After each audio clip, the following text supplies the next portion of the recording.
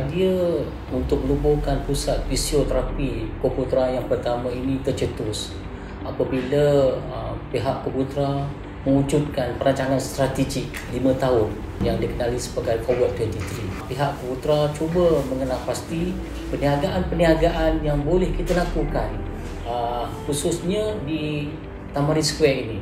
Mana di sini Koputra mempunyai 2 unit bangunan yang kita beli. Jadi kami fikir tentu ada perniagaan yang sesuai untuk dilakukan di sini, di mana kita boleh menjemput lebih ramai orang datang berkunjung di Tamarin Square. Itu faktor utama. Faktor kedua, kenapa fisioterapi? Ianya disebabkan pengalaman saya. Pengalaman saya bila memanggil pakar dalam fisioterapi ini merawat ayah saya yang sakit, yang bedridden.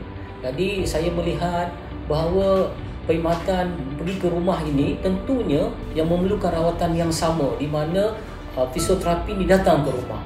Dan ianya bertambah lagi apabila saya sendiri mendapat rawatan. Saya disahkan ada sleep disc, rawatannya saya ambil secara package, dan alhamdulillah kesan daripada rawatan tersebut dapat mengurangkan sakit yang saya alami disebabkan sleep disc tersebut. Atas ilham itu saya fikir mengapa tidak saya mewujudkan satu operasi perniagaan fisioterapi yang boleh bukan saja pelanggan-pelanggan datang ke pusat tersebut untuk mendapat rawatan, dan kedua, pada waktu yang sama, rawatan yang sama boleh diberikan oleh pusat fisioterapi Koputra ini untuk pergi ke rumah-rumah pelanggan, khususnya anggota-anggota atau keluarga anggota yang sakit. Oleh kerana cawangan ini cawangan yang pertama, of course dalam sebuah perniagaan kita perlu ada rancangan untuk membesarkan, untuk memperbagaikan perkhidmatan yang kita bagi.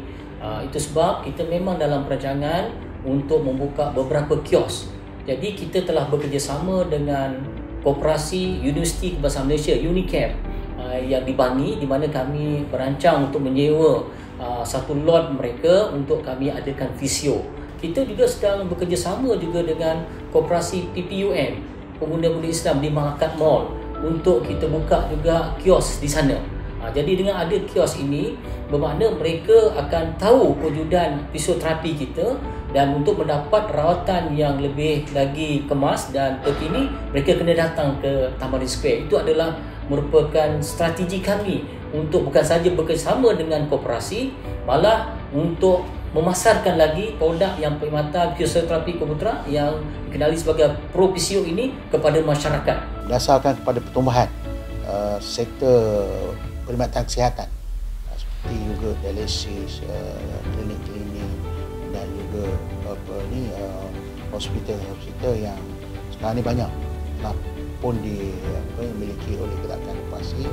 Jadi salah satu daripada aktiviti yang berkaitan adalah pusat fisioterapi, kerana kita lihat ini adalah merupakan satu produk yang ada permintaan. Katalah dia orang tu sakit, accident yang memerlukan masa yang panjang untuk sembuh.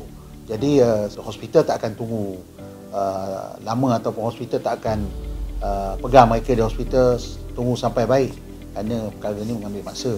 Dan untuk pastikan dijaga dengan baik, maka pusat-pusat fisioterapi ini amat baiklah, kerana ini antara pemulihan selepas mendapat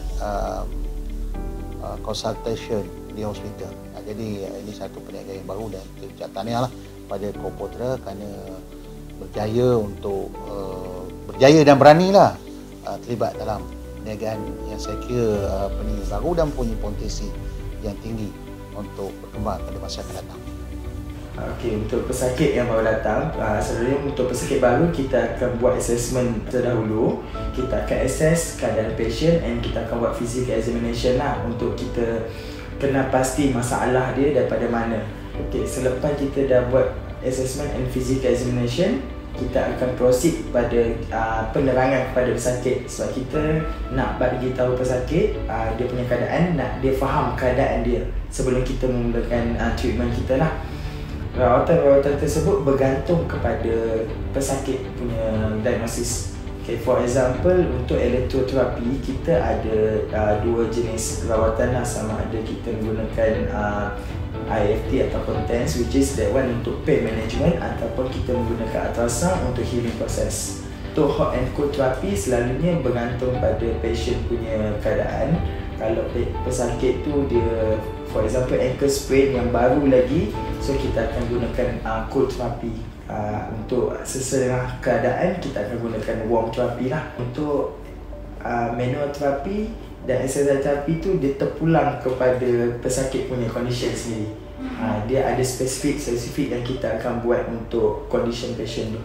Untuk di Pro Physio Center, selain pada rawatan dekat pusat fizio ni, kita ada juga rawatan yang ke rumah pesakit. Selalunya rawatan ke rumah pesakit ni untuk pesakit yang ada mengalami kesukaran lah untuk datang ke center. For example, patient yang stroke ataupun patient yang dia punya tempat tinggal dia agak jauh daripada center kita.